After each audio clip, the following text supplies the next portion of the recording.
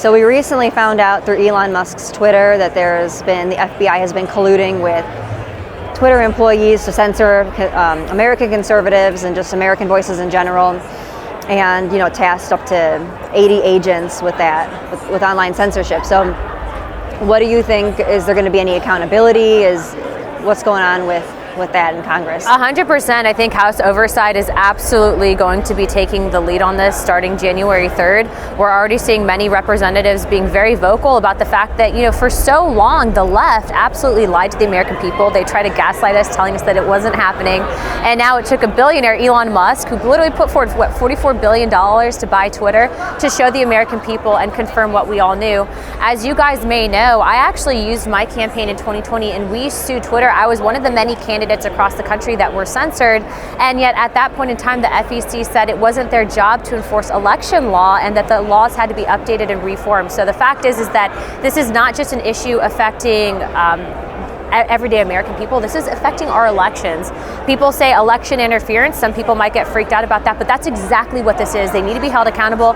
And I would argue that if the American people want their taxpayer dollars to fund an organization that's openly working against them, I think that's wrong. I think that we need to start looking at the funding. If they're going to do that, then they need to be held accountable.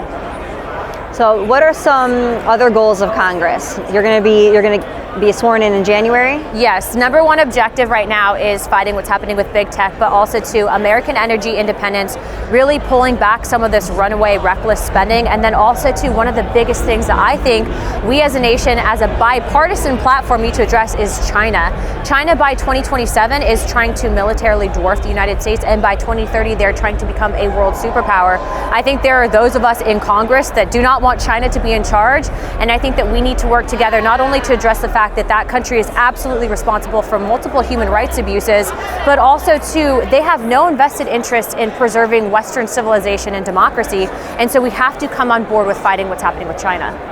And speaking of China, what's your reaction to TikTok? I mean, we've already seen that they are meddling in U.S. elections. They get our teenagers, like United States kids, to do stupid and dangerous things, like these dangerous challenges that trend on TikTok. I think TikTok as a whole needs to be banned. I initially used to think that maybe I should have it on a separate device to be able to target the younger generation with our ideas, but I realized that TikTok is beyond saving. I mean, they've been known to show completely separate information to our youth versus that of which they show in China. And in addition to that, if you have the app on any of your devices, they actually collect all the information, and that's in their terms and conditions. So it is a national security threat. Frankly, I don't think any person in a federal capacity should have it on their personal device. And aside from that, it is a national security issue. So I would support the outright ban of TikTok. And in Florida, we've seen a red tsunami. It's unlike anything else across the country. So why is this happening in Florida and not other states, do you think? I think Florida, and kudos to Governor DeSantis, really went to the state legislature and actually fought back when they were trying to, and by they I mean the left was trying to gerrymander the districts. Florida said we don't agree with these unconstitutional gerrymanders, and actually brought forward a map that the Republican legislature, that the bipartisan legislator voted on to actually put in effect. And so I think that a lot of people, when they ask what happened in the 2022 midterms, it's multifaceted. One, there was a huge financial difference between what Democrats had and what Republicans had. That's largely because big tech was suppressing our fundraising emails. In addition to that, you had big tech suppression of our message. And then in addition to that, you actually saw these activist attorneys that were getting involved with the redistricting across the country. And in the state of Florida, that didn't fly. And then, so the federal government has failed on the border, as we have seen.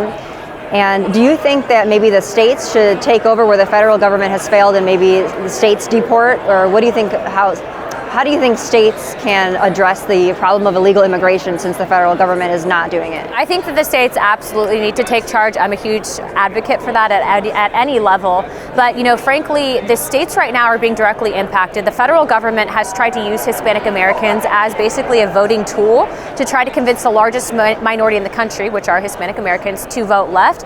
Obviously, it's backfiring. I just saw a headline from CNN recently that said it's clear that there's a border crisis issue, but how long did it take for them to admit that? And also, too, how many people were hurt in the process on both sides? And so we have to have a zero tolerance stance on illegal immigration.